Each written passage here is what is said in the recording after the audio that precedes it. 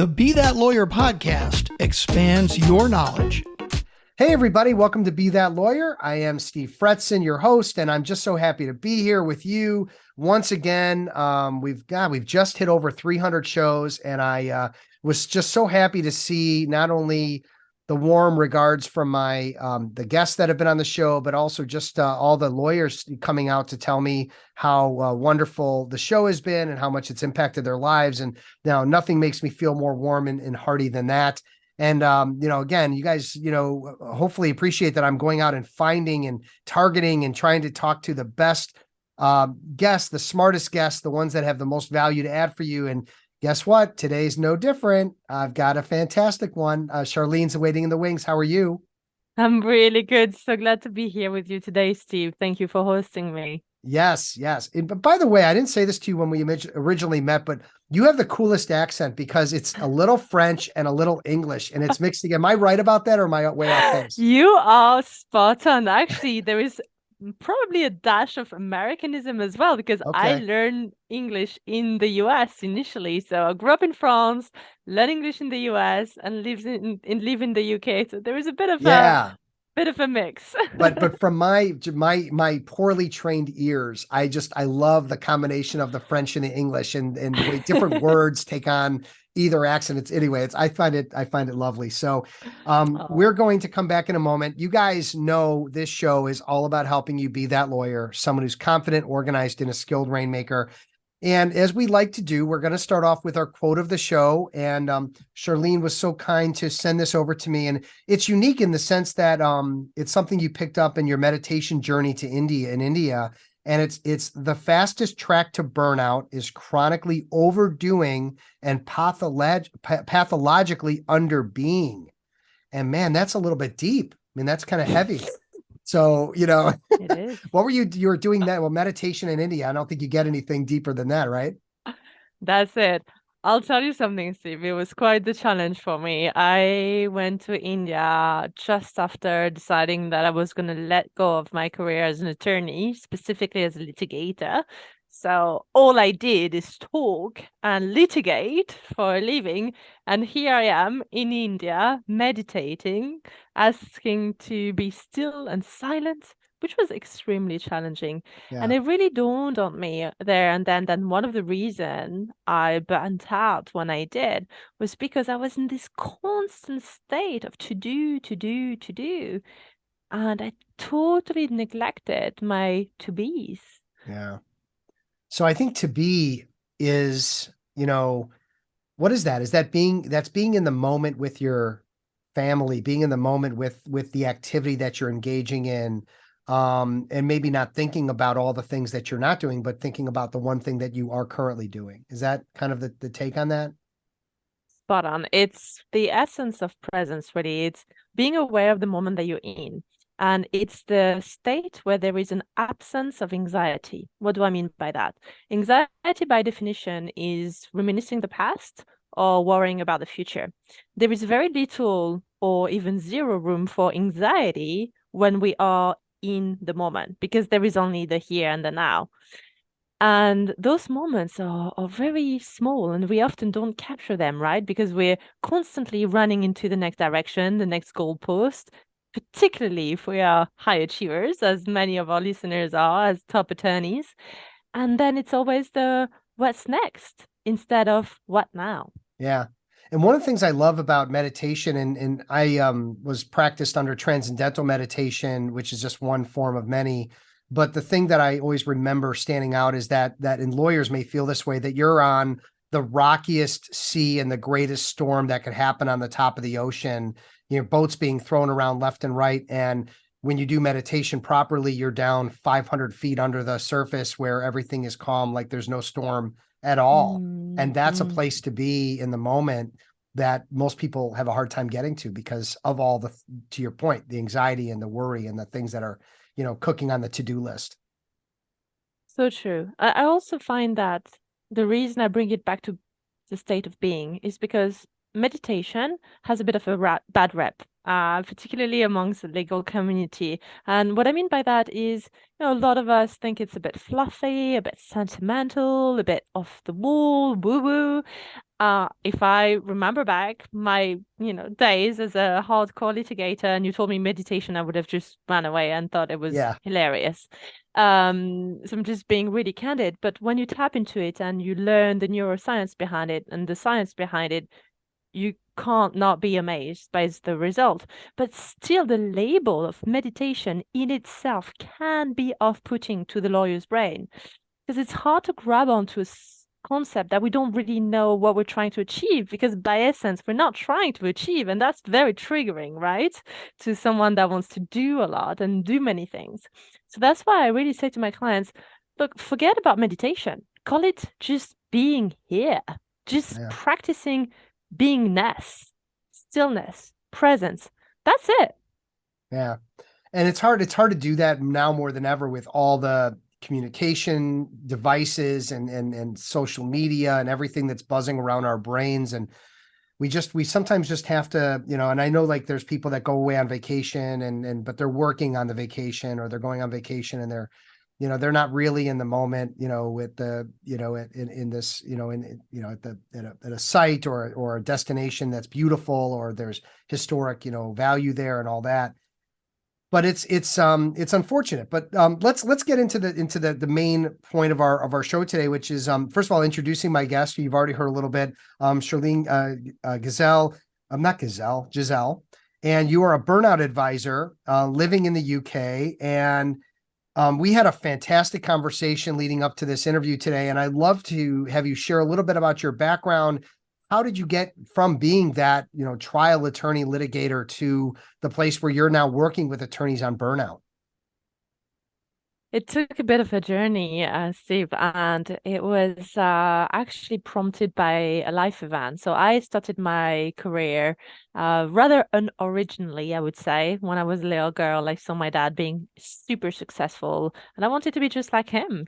He was working, he was successful, and I thought, wow, I want to be a businesswoman. I want to be on top of the world. I want to travel, learn multiple languages, and serve as many clients as possible. So I did just that, joined my dream law firm. I was thrilled, and I worked super hard. And honestly, I'm so grateful about what I learned, have a really good relationship with that firm.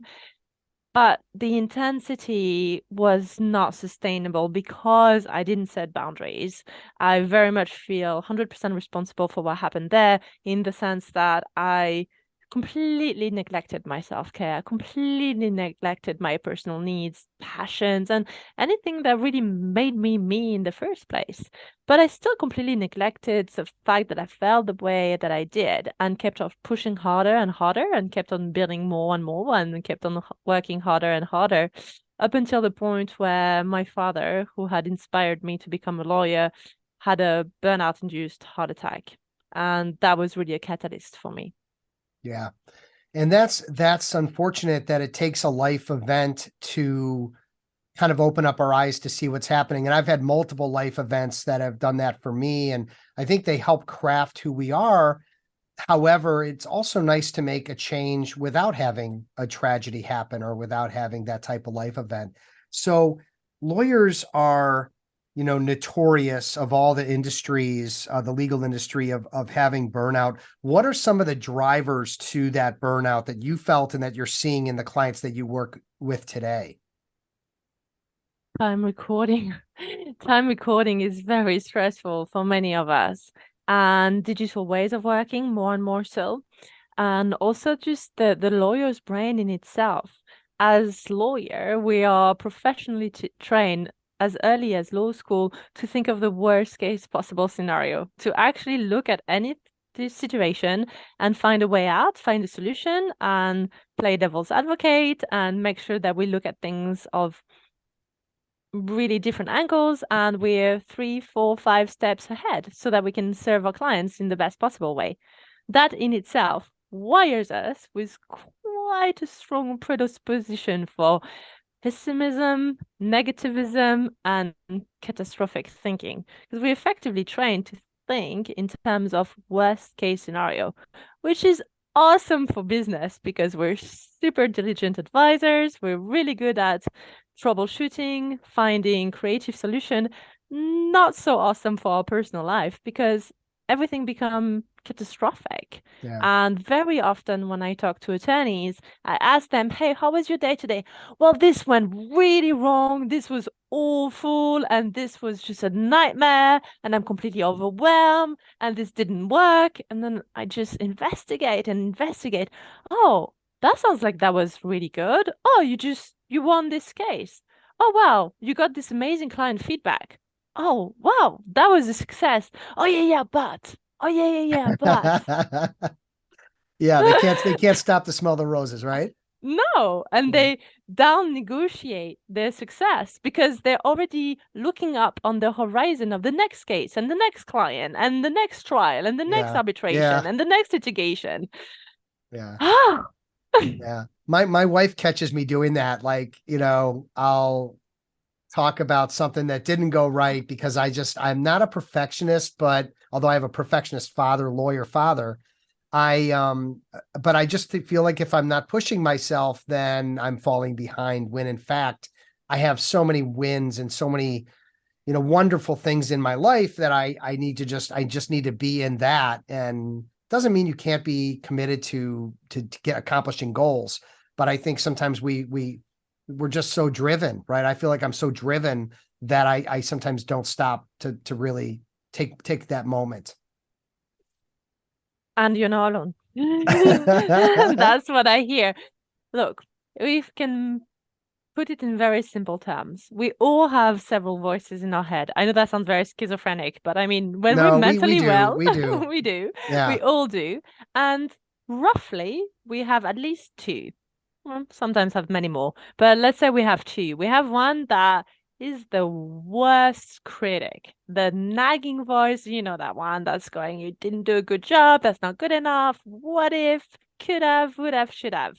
That one usually has quite a loud volume, but there is another voice for sure, however down the volume might be, where you did a great job. That's your inner cheerleader. That's your best friend. That's your best self. That's the person whose advice you want to receive, the person whose feedback you crave the most. And that voice, we just don't tap into often enough. So often I tell my clients, all right, just take a moment, close your eyes. Let's see, can we turn off the little nagging voice in the background and can we turn up the volume on your inner cheerleader? We all have it. Yeah. So are there then early warning signs that burnout is occurring, that lawyers can, as they're listening to this, go, wait a second, I have that, and 2 out of 3. What should they be looking into to identify that it's happening? There's series. I've identified 6 aspects of burnout that are telltale sign. Would it be helpful for me to go through this list? I think that'd be incredible. Yeah. Awesome. So the first one is really the mental aspect. So that's when you start feeling the dread. Call that a bit of the dooms and glooms, right? So you're not really feeling excited to go to work or to work. You're just dreading everything that you've got to do. So you see a real deterioration. You become a bit more cynical. I bet you were already cynical, but now it's like cynical plus, right? The second level is the emotional level. So that's when you start to feel frustrated, anger, sadness. You feel hurt. You feel really snappy. Your emotional landscape, or if you don't want to call it emotion, your mood is just not quite right. And you take it out on people that you love. That's often the case. Yeah. The third level is social. So you either completely withdraw yourself, you feel like you don't have energy, or you find yourself having really odd social behavior, randomly canceling, thinking that something that you used to love to do becomes really cumbersome. So you find yourself not wanting to go to something you used to love to go to. That's a bit of a warning sign as well. Then there is the behavioral signs. So those are really taboos because that's typically what you do, either when no one's watching, or if people are watching, you wouldn't talk about it in public or at work. Typically, drinking alone or drinking socially, but in a way that is quite excessive, undereating, overeating, binge watching, TVs of all sorts, numbing yourself with medication and painkiller or sleeping pills or any other kind of self-medication. And you're kind of going into this spiral of negative behavior. And then the last one, which is really common, is professional. So performance going down a little bit doesn't always happen. Sometimes performance stays up, but what goes down is the drive, the motivation, the focus, the concentration, the passion. Yeah. So it's something that if you guys are all, as you're listening to this, you're feeling some of that, none of that, or all of that, it might be something to consider that, you're going through something and maybe you need to take stock of that. And why is it so important then for a lawyer to sort of have the awareness of those things happening, maybe before it gets to, obviously, before it gets too late or before it gets worse? Like, obviously you go down a rabbit hole of drugs and alcohol, you go down a rabbit hole of abusing your employees or your friends or your family in a negative way, verbally, right? Things that might be difficult to recover from. So what should how should they be aware that it's happening in the moment, and what should they kind of think about as it's happening? It's a really important question. Well, the key is to realize that one of the reasons you're feeling the way you're feeling is because you are so amazing. And the reason I'm saying that is because there is no shame in struggling. So often when I start a coaching conversation, there is even embarrassment to book a session in the first place. It's almost, oh, I need to justify myself. So I'm still doing really well. My billing hours are really good, but okay, I'm sure you're awesome. You're totally awesome and terrific at what you do. And actually, the reason you're talking to me is because you're terrific at what you do. And because you do what you do at such a high level, you've burned yourself out in the process. That's not something to be embarrassed about. That's something to be proud of, but only if you get the help that you need. Think about it in athletic world, right? How often have you seen someone go to the Olympic Games, bring gold home, and didn't get coached? I'm going to say 0. And you'll be right, Okay. right? The greatest elite performers have been coached. They might have extraordinary skills to begin with and innate talent, but you need that accountability piece and that support because we all struggle, whether it's injuries, whether it's burnout, we are only human. And for some reason, there is still a bit of a vulnerability piece, particularly around attorneys, that I should be able to sort it out on my own. That God forbid, if I get a coach, it's a sign of weakness. And that is a great shame. Yeah. It's been talked on this show many times. I want to say Margaret Enlow and I talked about this a few episodes ago, that, there are coaches for, burnout like yourself. There's coaches for business development. There's coaches for leadership.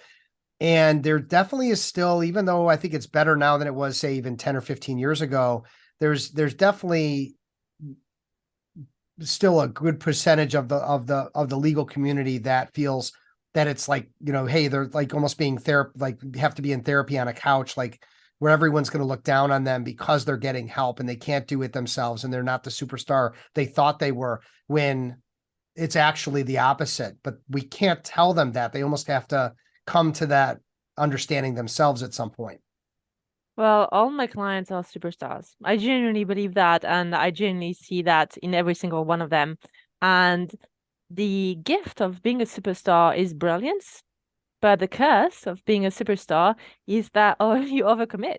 So it really comes at a high price, right? So if you're listening to this episode today and you're thinking, oh God, I have a lot of those signs and symptoms of burnout. I tick that box, tick that box. Does that make me a less greater lawyer, or am I a weaker attorney? No, you're a superstar. You're a superstar who might be struggling with some aspects in your life because you haven't yet gotten the strategies that will help you overcome the challenge. That's it. Yeah.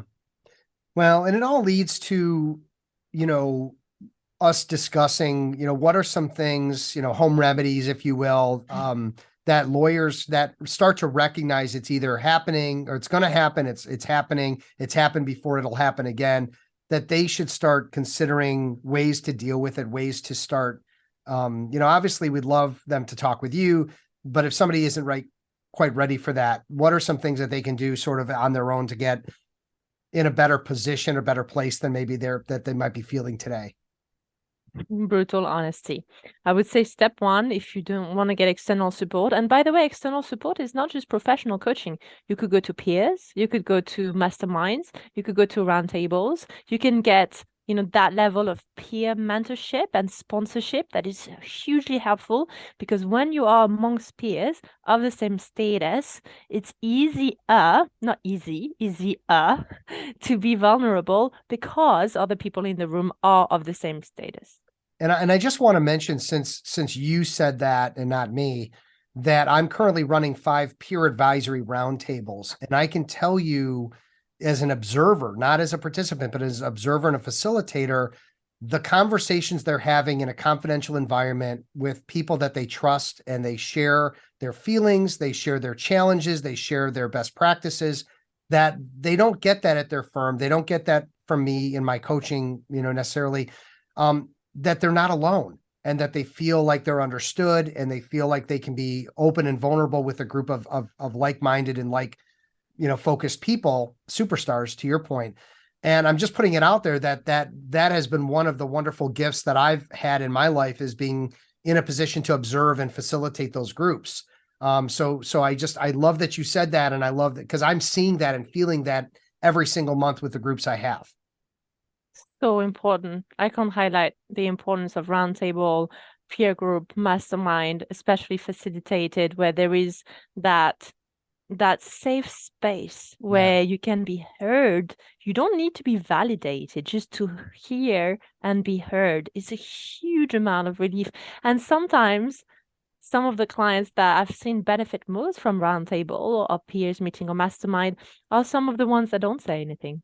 But because they're just listening in, they're tapping into that kind of observant mind, and they're going, "Oh, yes, I can relate to this." And that in itself soothes some of the aches and pains, because you think, "Oh, okay, I don't have to wear the burden of the performance mask all day long," right? It's a heavy mask to wear, and it's a good one. It's often shiny and gold or bronze or platinum.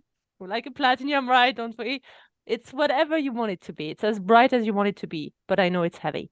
Yeah. And I've worn it, I wear it, and it's a tough one to wear. So when you take it off, what's underneath? What's underneath that mask? And so be honest with yourself, surround yourself by your peers. Find people with whom you can have candid conversation. It doesn't mean that you must be vulnerable, but can you be candid? Right?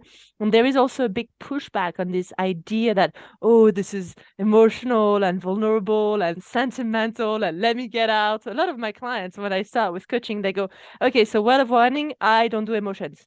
So I don't do emotions. Oh, really? How does that work for you? Give me an example of how you don't do emotion. Well, I don't believe in emotion. Right. Well, tell me more. Tell me more. Barry, right? Exactly, right? Not a healthy way to be, that's for sure. And I'm lovingly saying this, and I'm sure many of my clients will hear me say that and recognize themselves. And the reason I can lovingly laugh about this is because I was very much like that when I started this journey. And the reason I became a coach is because I wanted to become the coach that I wish I had. Yeah, that's it. That's really great. And again, I think, I was talking, obviously I have all this experience of doing all these podcasts, interviewing all these amazing people. And, we talked about also the physical pain that can happen through bearing emotional pain, that sometimes you end up with back pain, or you end up with sciatica, you end up with stress related pain, because you're actually not dealing with your emotions, and that could be, super harmful and put lawyers out of their game for, months at a time, because they're not dealing with those emotional pieces. Well, the synchronicity of you speaking about that, Steve, is as if we had this conversation backstage. I promise we did not. But the reason I was smiling and sort of surprised that you said that, just a few weeks ago, one of my clients called me super stressed because he was experiencing a kind of level of debilitating back pain that was out of this world, the kind that he couldn't actually catch his plane and go to attend a meeting. For him not to make it to a meeting is a sort of world-breaking event of a Catastrophic, right? major, Catastrophic. exactly, actual catastrophic. Right. But the reality is he could not get up and he could not get out of bed. He could not get dressed. So of course, at first we imagined the worst, something had really happened. The reality is we did the scans, we did all sorts of analysis and made sure nothing was damaged, nothing was broken. He was just so tense. And through movement and physical care and getting him back into walking, he hadn't walked in weeks. Of course, walking a little bit, but to the kitchen and to the coffee machine, and to his desk and back into the kitchen, right? Because he was mostly working from home. Yeah. So you can see how that would pile up. And now we track our steps together. I put him on daily steps challenge. He goes on little gentle run 3 times a week, and his back has never hurt again. Yeah. I mean, it's amazing. Like, I will literally walk away from a difficult conversation, for example, with my teenager about something, and I'll walk away and I'll feel like a pain shoot down my, my leg or my lower back. And I just go, there's nothing wrong with me. I'm playing sports all the time. I'm super healthy. That he did that to me, or I did that to me because of him. And I need to get back to my happy place and then the pain just mysteriously disappears. Well, it's not mysterious, right? I'm dealing with the emotional side of things that exist and that morph into the pain. Anyway, really, really interesting. What else? Give me one more way that lawyers can deal with the burnout that they're experiencing. Well, I'm going to tap into what you just mentioned because I thought that was awesome. So I'm going to expand on this, Steve. And what you mentioned was that pain. So perhaps one of the greatest way that we could take some advice from is to understand the difference between your stressors and your stress. Let me expand on that just for a quick moment. The stressors are that difficult conversation with your teenager, the stressful client, a fight with counsel, with whomever you have in your life, personal or professional, the deadline, finances, whatever it is. But the stress is what happens in your body, is the physiology, it's the fight or flight.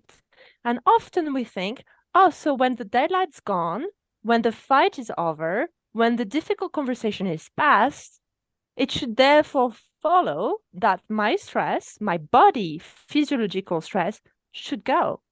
Quite the opposite. You haven't let go of that stress because you haven't turned off the fight or flight response. So the best way to tell your body that the stressor has gone and you can let go of the stress is to speak body language to the body. The body only knows body language, right? So if you go with your mind, body be fine, stress go away, that's not going to work. What you can do is you can do something as simple as walk it off, run it off, breathe it off. Take a 1-minute breath work to do some deep, slow belly breathing, alternative nostril breathing, a humming breath, whatever breath work modality you choose. There are tons and tons and tons you can learn that will enable you to turn on rest and digest. And only then the stress response flip is turned off. Yeah, really interesting. I mean, there's I'm sure a dozen different ways to do it, but breathing, getting to the most basic of back to the very beginning of our conversation about what it is to be. And that's sometimes where we need to go to realize that all these stressors are sort of self-made in the sense that, we're putting them on ourselves versus, is it really necessary for, when you're in a dire situation and there's a lion chasing after you, you're not worried about, the brief that's due. You're not worried about what the judge said, right? You have a lion chasing after you. So, it's like, there's all these things around you that you feel are breaking you down when in fact, you decide if they're real or not, or how important they are or not in the sense of what life is all about. Absolutely. A little deep there on my end. Okay. So really, really great stuff. I think that there's a lot to unpack and more to come But we only have 30 minutes. So we're going to wrap up with, Charlène, the game-changing podcast, which when I asked you that question, your eyes lit up. And then I selfishly go, well, that's one I have to check out, because if it makes your eyes light up the way it did, I need to hear this podcast, and I haven't. So it's Andrew, is it Uberman? Yes, the Uberman Lab. Yeah, and Uberman so Lab. timely as well that we had this conversation, because an episode that I really recommend is one on control pain and heal faster with your brain. So anyone listening that loves science, that loves performance, Andrew Uberman is one of the world's leading neuroscientists, and he has a really great way of explaining complex ideas in a very, very plain and simple way. So go ahead. I've had tons of attorneys that love his podcast, that became fan, that have actually traveled to go and see him live, which I'm quite excited about. So there you go. Yeah, That's I'm gonna check that out. And listen, sometimes just giving a game-changing book or podcast and getting people to start listening to something that that it can make a big difference, whether it's my podcast or others. People can get turned on to something that ends up becoming a big part of their life, whether that's entertainment or educational or motivational. So, kudos to that. And I will be checking out the Uberman Lab. Want to take a moment to just thank our sponsors, Money Penny and Get Visible. And also want to let you know that we are going to continue to give away my book, Sales Free Selling, on my website, fretzin.com. You can go to fretzin.com/sales-free-selling to get a free version of my first book, which is written as a parable. So if you're interested in reading a book that's written as a story that walks a lawyer through how he built his book of business through coaching and training through my program, something similar, check that out as well. And Charlène, if people want to get in touch with you, they want to reduce stress, they want a burnout advisor, coach, what are the best ways for them to reach you? My website, www.charlenegisèle.com, or I'm really active on LinkedIn as well, at Charlène Gisèle as the Burnout Advisor. And I'll love to hear from you. And for anyone that has listened to this podcast today, if you mention Steve, I will send you a little freebie and one of my breathwork ebook. How about that? Yeah, I love that. And so we'll make sure we put that in the show notes so people know. And just thank you so much for coming and sharing your wisdom, giving us kind of the real deal kind of, scoop on what burnout is, why it's happening, how it's happening, what people need to do to start thinking about it in a way that, it's like, and I mentioned this on another show, but like, there's a reason when the airplane loses oxygen that you put the oxygen mask on yourself first before you take care of the kids. Right, before you take care of people around you. So I don't think lawyers understand that they need to take care of themselves before they start or are able to really truly take care of their clients, their family, and other people around them. So, right, I mean, that's what it comes down to. It is indeed. Yeah. Well, thank you so much. And I'm hoping that this is the beginning of our, business and relationship. And I'm just excited to continue to figure out ways to work together and to continue to support each other. I also want to just thank you all for listening and spending time with Charlène and I today. And again, if you're taking this show seriously, I mean, we have some fun, but also that this is a way for you to consider, that there's so many different aspects to being successful as an attorney.